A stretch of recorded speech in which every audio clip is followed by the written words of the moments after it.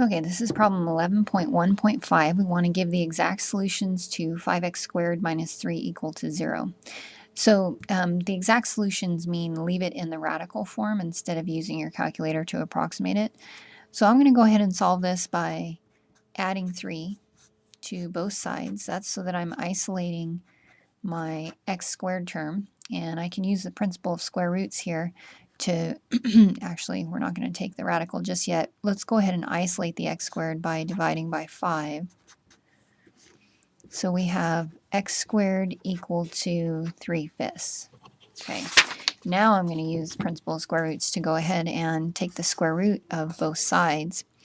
The square root of x squared is just x, and on this side we're going to have a plus or minus square root of 3/5. Now, we typically don't leave radicals in denominators. It's just unconventional to do so. So I'm going to go ahead and rationalize the denominator here. And the way that we do that is, first of all, we're just going to break this up into the square root of 3 in the top and square root of 5 in the bottom. And then I'm going to go ahead and multiply by the square root of 5 over the square root of 5.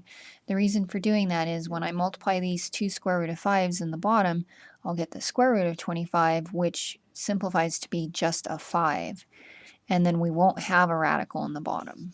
Okay, so this is x is plus or minus the square root of 15, and that's taking the 3 times the 5 under the radical.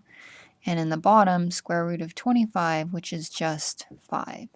Okay, so this would be the exact form for our solutions to this problem.